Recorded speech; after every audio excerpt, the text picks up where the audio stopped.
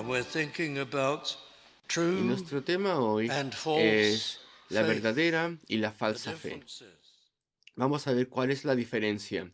¿Qué diferencias hay entre la verdadera y la falsa fe en Cristo? Aquí tenemos un enunciado sorprendente, maravilloso, que el Señor Jesucristo, el Salvador, hace. Es algo que nos reta y nos sorprende. No todo el que me dice, Señor, Señor, y la palabra aquí, Señor, se repite.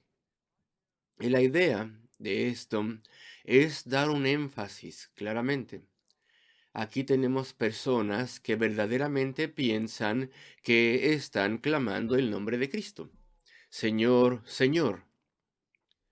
Esto indica familiaridad con Él, el utilizar este título dos veces. Esto indica una relación que ya existía, de modo que ellos pueden asumir que son escuchados y son conocidos por Dios. Esa es la idea. Es un método literario, este método de repetición. Y nos dice la palabra, no todo, y de hecho esta palabra no todo se amplifica en el versículo 22, donde dice, muchos me dirán en aquel día. No todo el que me dice, Señor, Señor, entrará en el reino de los cielos. Y hay que pensar respecto de esto.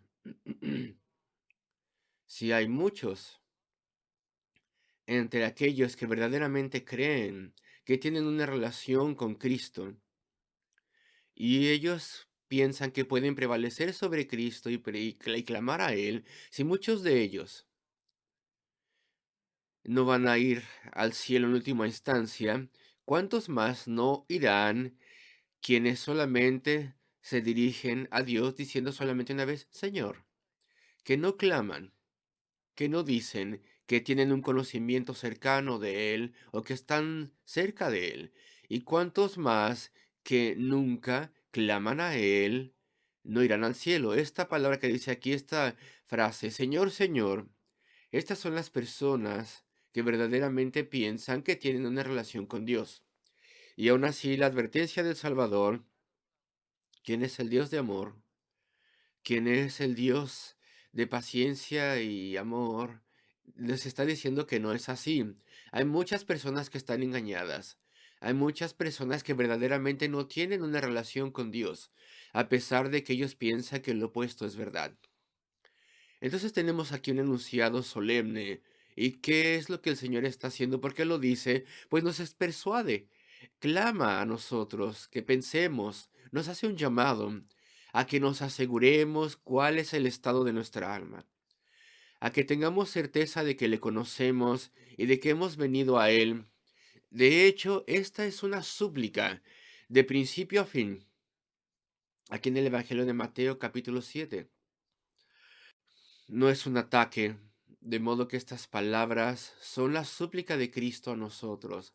No todo el que me dice Señor, Señor, entrará en el reino de los cielos, sino el que hace la voluntad de mi Padre que está en los cielos. Claramente vemos que esto trata respecto del final de la vida. Esto trata al respecto del último, del día final. Muchos, versículo 22, muchos me dirán en aquel día. Cada que vemos esta expresión en el Nuevo Testamento, aquel día hace referencia en el día final de todas las cosas, cuando Cristo volverá. Es un enunciado teológico, es el día del regreso de Cristo, pero también podemos verlo como el día de nuestra propia muerte, porque cuando muramos, nuestra relación con Dios se sella. Ya sea que no tengamos ninguna relación con Él o ya sea que hayamos sido salvos, todo en ese momento, en la muerte, todo queda ya sellado. Y dice, muchos me dirán en aquel día, ya el destino está sellado, ya hubo muerte, se sella el destino de donde estaremos por toda la eternidad. Eso es lo que dice la Escritura. Así que tenemos que ser amables, tenemos que suplicar, tenemos que advertir a las personas. Lo más terrible que cualquier persona, que cualquier predicador puede hacer es dejar que las personas queden confundidas y no sepan que el alma se puede perder. y que tal vez no habrá esperanza para ellos. Eso es algo terrible. Y Cristo dice aquí, advierte, no todo el que me dice Señor, Señor, según ellos apelan a Cristo, son presuntuosos, tienen certeza, tienen confianza, pero ellos no entrarán en el reino de los cielos, a menos que hagan la voluntad de mi Padre que está en los cielos. ¿Qué significa esto? Pues se nos explica en el pasaje.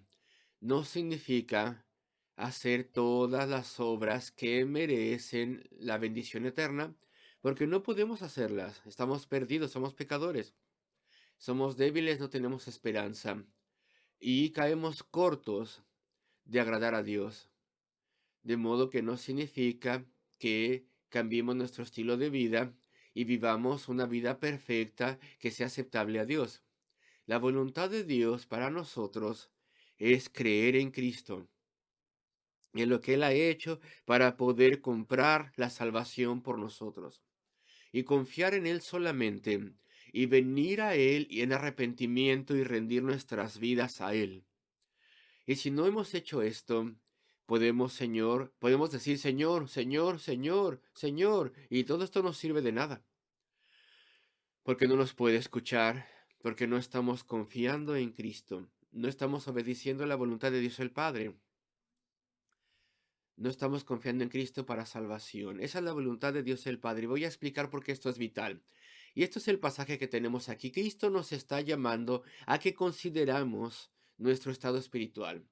Está pidiendo que consideremos esto y es algo trágico si nunca consideramos nuestro estado espiritual, nuestra condición. Y espero que nadie sea demasiado orgulloso como para no considerar su estado espiritual. Espero que nadie sea tan insensato como para pensar que esto es algo irrelevante, el considerar su estado espiritual. Y primero que nada, es necesario decir que un asentimiento mental, una aceptación mental de la existencia de Dios o de la existencia de Cristo, una cosa mental solamente, un reconocimiento mental solamente, un asentimiento mental no es suficiente para la salvación. Eso es lo que nos está diciendo este pasaje.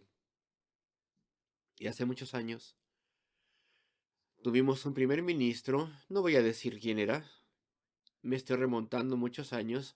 Tuvimos un primer ministro que en sus discursos decía cosas gloriosas al respecto de la dependencia que la nación tenía de Dios. Y se decía de él, y creo que era verdad, las biografías están de acuerdo, se decía que este primer ministro leía la Biblia. Era un gran hombre en su manera, logró grandes cosas. Y él creía en teoría, en la fe cristiana, y era un lector de la Biblia. Pero si se le hubiera preguntado a él, y se le preguntó varias veces, se le preguntó si él tenía una esperanza personal, una fe personal en Cristo, o si tenía una relación viva con él echaba eso a un lado. Él no creía en esas cosas. Él no quería esas cosas. Él no pensaba que eso fuera necesario. Él pensaba que eso sería un impedimento para él. Qué cosa tan extraña si lo meditamos? Un hombre que hizo muchas cosas en su tiempo, leía la escritura diariamente para tener una especie de inspiración personal. Él reconocía que frecuentemente no entendía lo que leía, pero amaba la escritura debido a su poesía, debido a su estructura, debido a su sabiduría, pero no tenía una esperanza personal de que su alma hubiera sido salva, de que él conocía a Cristo, de que él caminaba con Dios. Entonces puede haber tragedias, y yo no voy a decir las razones por las cuales tal vez en su caso pasaron las cosas así, pero es una tragedia. Tuvimos otro primer ministro, como hace 100 años. Era un gran moralista. Una vez más, él creía en la escritura. Esto suena extraño en tiempos modernos, ¿no es cierto? Cuando uno no espera que un primer ministro verdaderamente crea en nada. No. Sin embargo, hace 100 años había un hombre que era un gran moralista, era un orador fantástico. Pero después de su muerte, trágicamente, se dieron cuenta que él tuvo mucho adulterio por aquí y por allá en el país, y mucha gente sabía al respecto de esto, pero no el público. Y entonces se supo que su vida estaba sumamente lejos de lo que hubiera sido la vida de un hombre cristiano. A pesar de que él era un moralista en lo que él decía, él con toda certeza no era moralista en su vida. Lamentablemente era un hipócrita de muchas formas.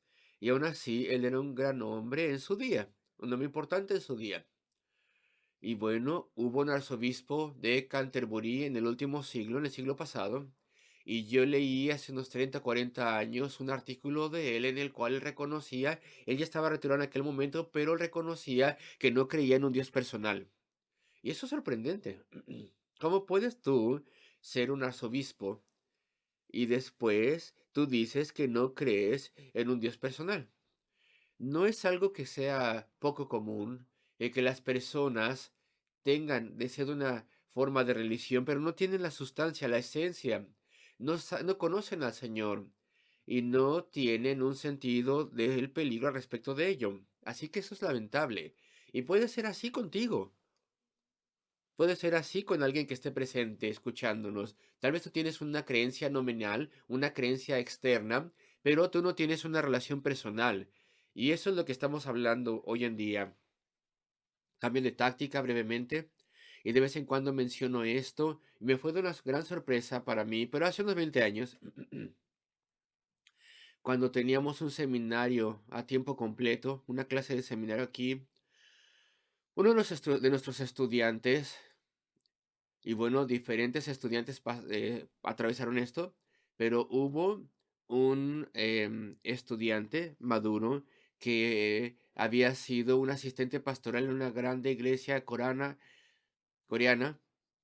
y después, porque era la costumbre allí, él fue seleccionado para que fuera al extranjero para hacer un periodo de estudios y vino a este seminario aquí en la iglesia.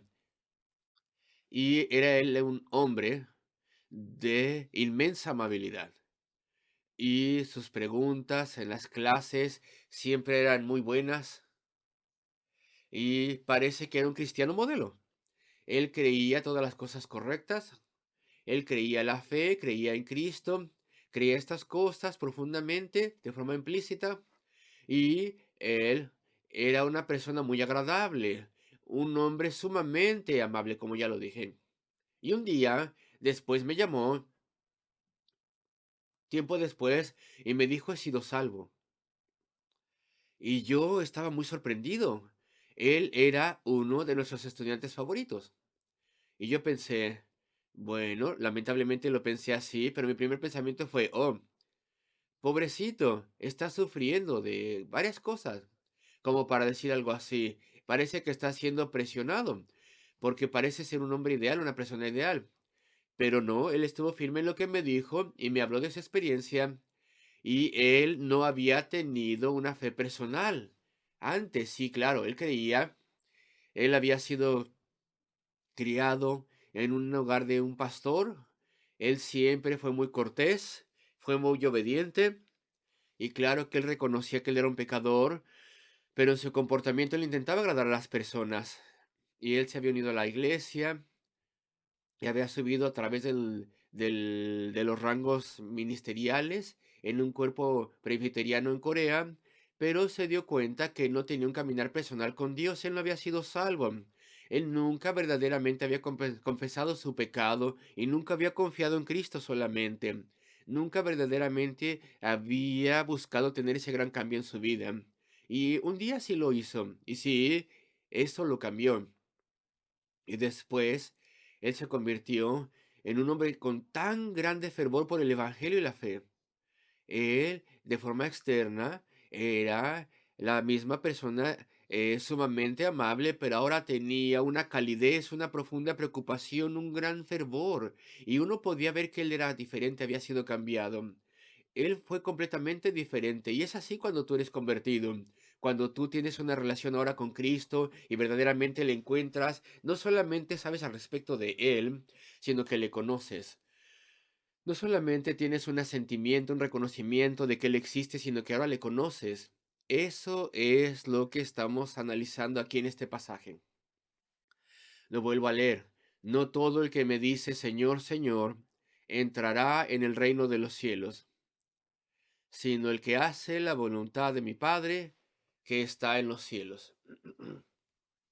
Y en el tiempo de Cristo hubo muchos judíos que eran sincretistas, es decir, ellos iban a sus sinagogas y al templo ahí en Jerusalén a adorar, pero también adoraban en en algún lugar pagano, algún templo pagano. Ellos adoraban de acuerdo a la fe que Dios había revelado, pero también adoraban de forma idólatra. No eran salvos.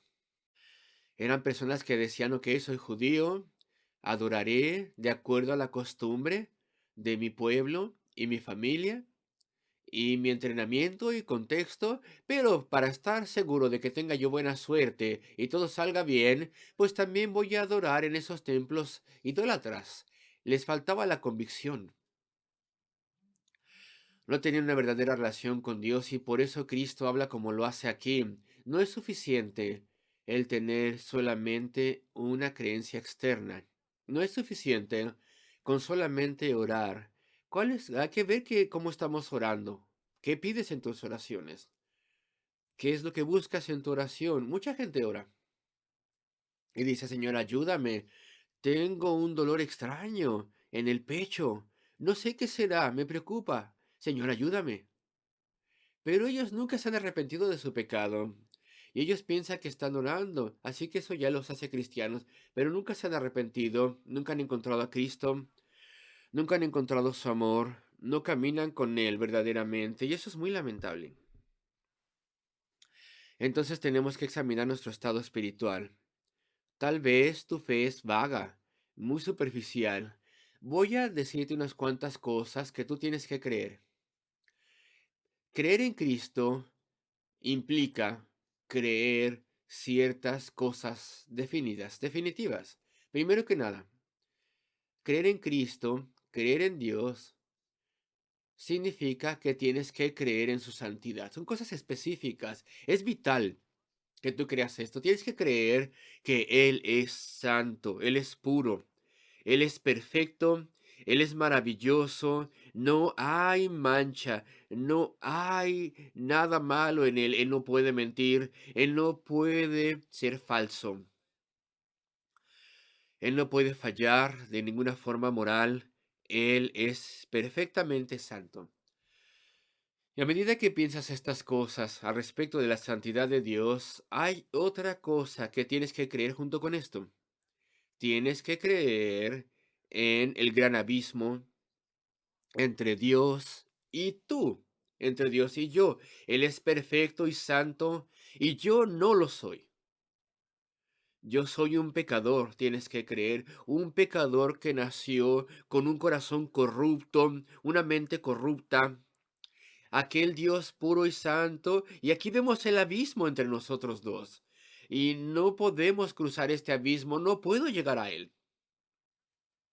no puedo alcanzarlo.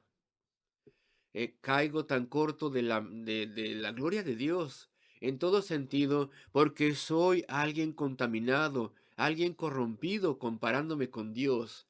Y bueno, tal vez tengas algunas cosas agradables en ti, tal vez eres bueno con tus hijos, tal vez eres amable con tu vecino, tal vez tienes algunas cosas agradables en ti, pero queridos amigos, también tú tienes pecado. Y eso está tan intrínseco en nosotros. Ahí está el abismo entre nosotros y Dios.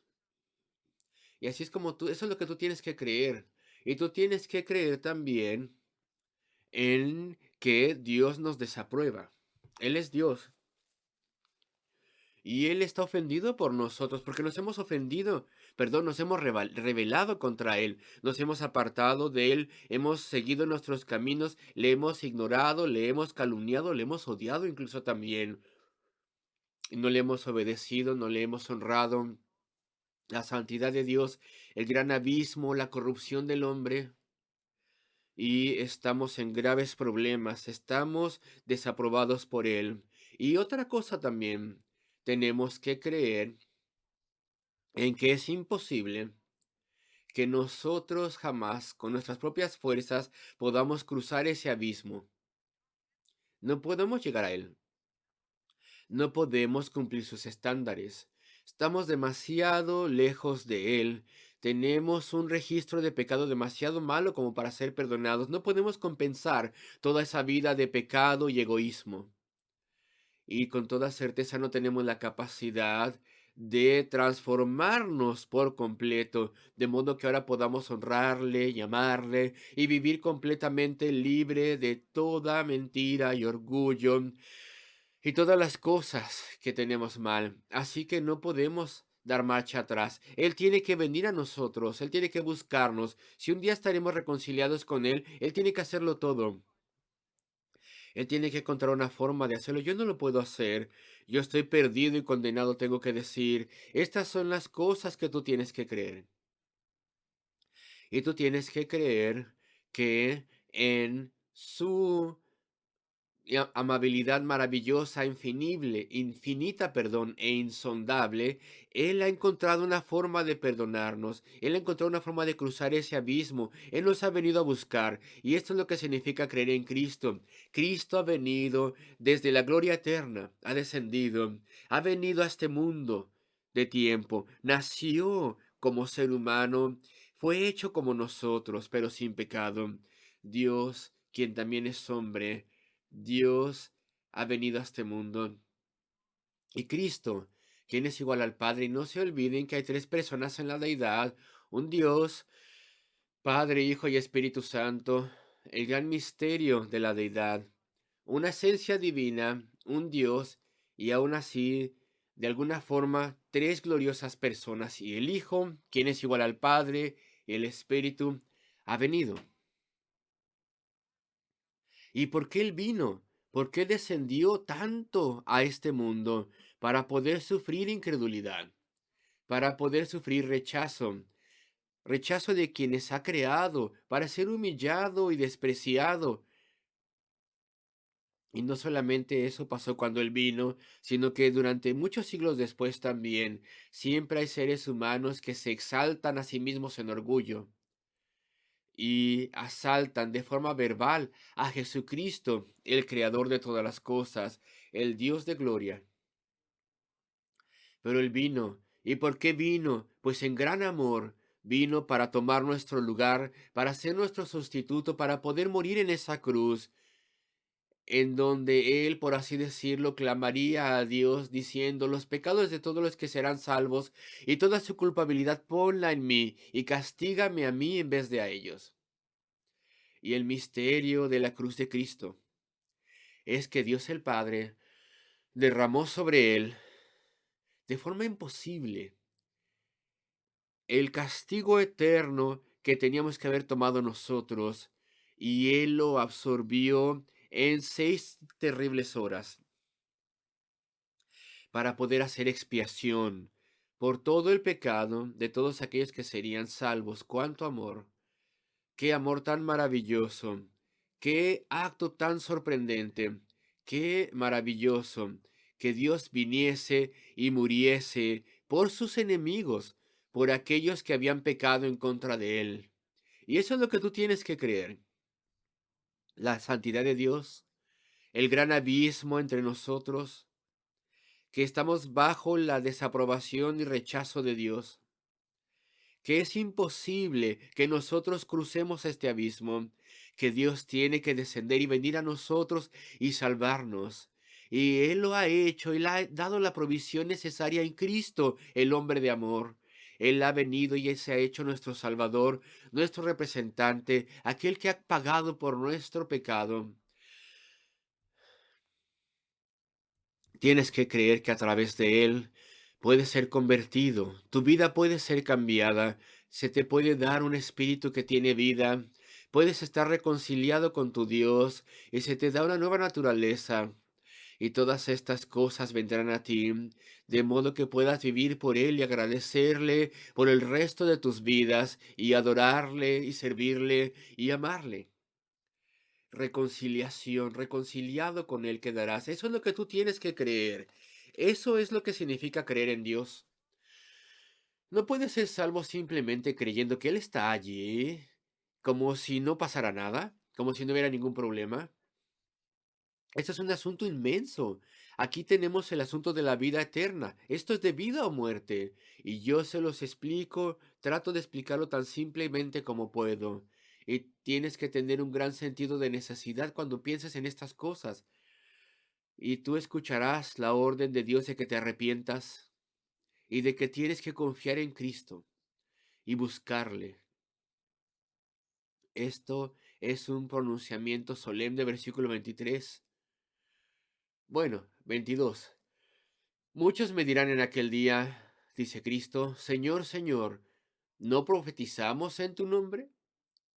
Incluso algunas personas son maestros de cosas cristianas, enseñan cosas cristianas y nunca escuchan sus propios sermones y no lo han entendido ellos bien. ¿No profetizamos en tu nombre y en tu nombre echamos fuera demonios y en tu nombre hicimos muchos milagros? Ellos piensan que los han hecho. Yo no creo que hayan hecho ningún milagro, pero ellos piensan que sí. Y entonces les declararé, versículo 23. Estas son palabras solemnes.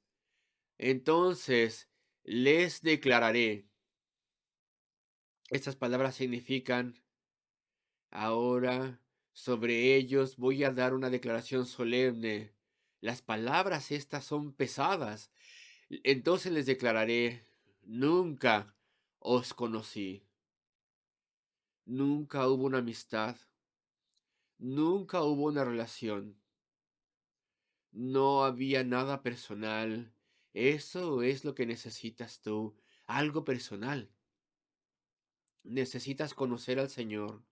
Necesitas encontrarle verdaderamente y tener su amor y tener su perdón. Apartaos de mí, hacedores de maldad. Queridos amigos, tú tienes que creer las cosas correctas. Conocí un pastor hace muchos años, bueno, él decía ser pastor. Y bueno, era la verdad agradable.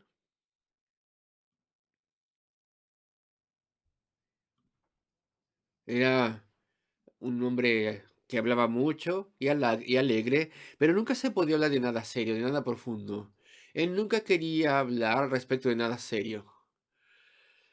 Bueno, él hablaba de ciertos puntos teológicos y diferentes cosas, pero nada personal en él. Y bueno, yo tendría que haber visto esto, lo tendría que haber notado, pero a través de su ministerio se descubrió que él estaba teniendo una relación adúltera y dejó el ministerio y también la fe cristiana. Y en el día de hoy, él pone artículos en internet en contra de la fe cristiana. Él nunca verdaderamente fue salvo. Pero si yo tan solo hubiera tenido ojos para ver, las señales estaban ahí. Él no tenía una vida interna. Él no quería hablar al respecto de nada profundo, al respecto del Señor y su amor por el Señor. Todo era solamente cosas técnicas que le interesaban. Y esto nos tiene que alertar. ¿Alguna persona aquí escuchando es igual? Hay que pensar al respecto de esto, si tenemos una relación personal con Dios o no. Hay ciertas señales. Nuestro tiempo casi se termina. Tal vez no hay una oración secreta, privada. Tal vez no hay preocupación por las almas. Tal vez no nos sentimos obligados de servir al Señor. Tal vez no tenemos amor por Cristo. Tal vez todavía estamos soñando con cosas terrenales, cosas terrenales. No tenemos una clara convicción de nada. Conocer a Cristo, te puedo decir en unos cuantos minutos cómo es conocer a Cristo. ¿Qué es? Bueno, pues claro, tú te arrepientes de tu pecado, le das tu vida, se la entregas, le pides que te cambie y te salve. Confías en Él y en lo que Él ha hecho en la cruz del Calvario para la salvación de los perdidos, y después Él cambia tu vida. Y esto, así es el conocerle. Y como nunca antes, tú entiendes la cruz de Cristo. Y esto ahora ya te es algo mucho, muy importante. Es el amor de Cristo. Es el amor de Cristo para contigo. Te das cuenta hasta dónde Él iría. ¿Tienes un esposo tal vez? ¿O una esposa? ¿O un querido amigo? personas cerca de ti. Y tal vez hagas la pregunta, ¿hasta dónde llegaría mi amigo por mí? ¿Qué estarían dispuestos a hacer por mí? ¿Hasta dónde irían por mí?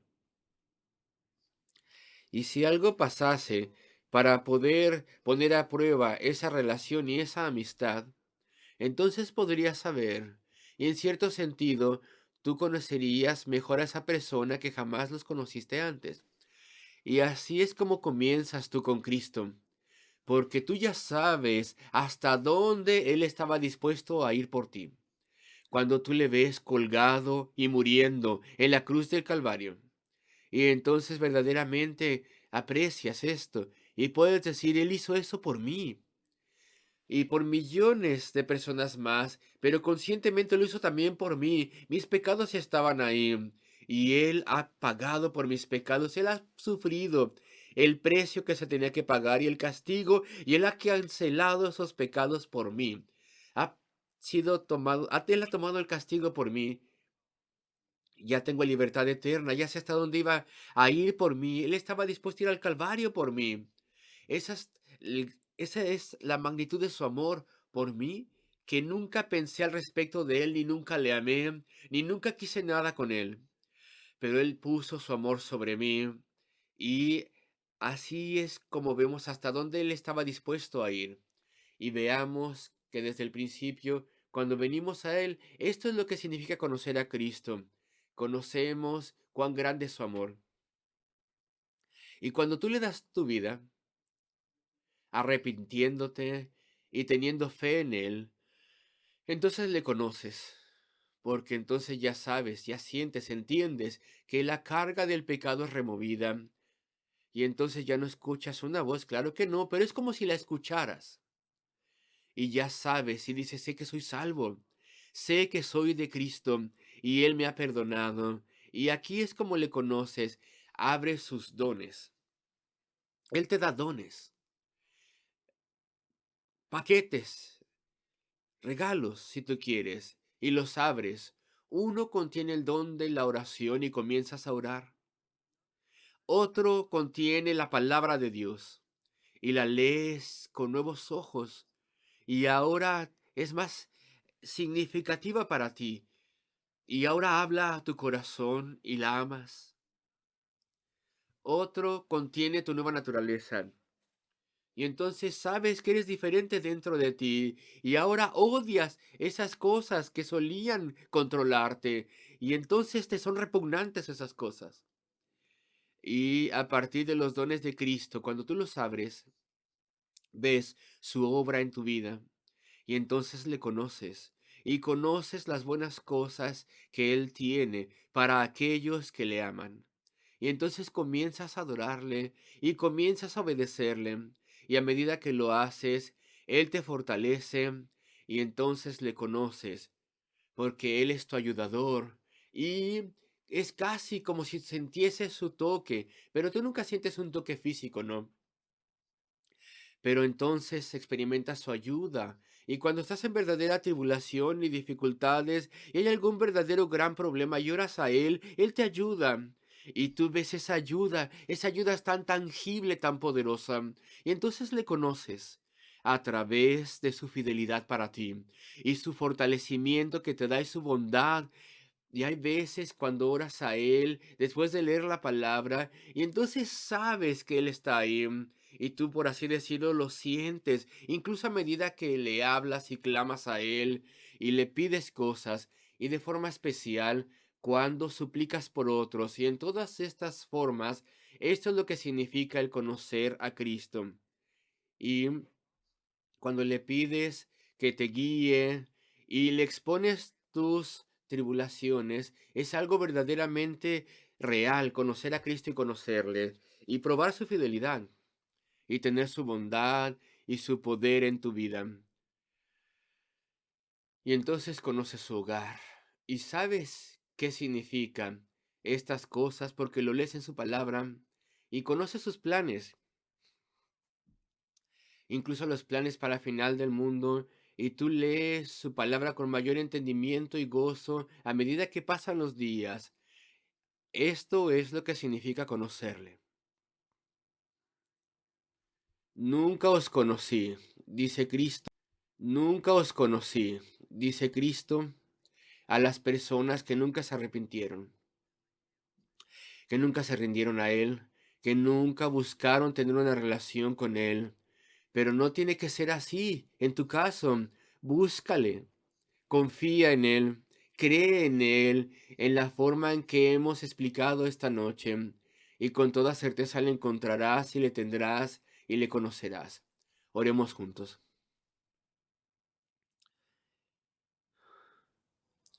Oh nuestro Dios, Padre Celestial de gracia, Señor, míranos a todos, te pedimos.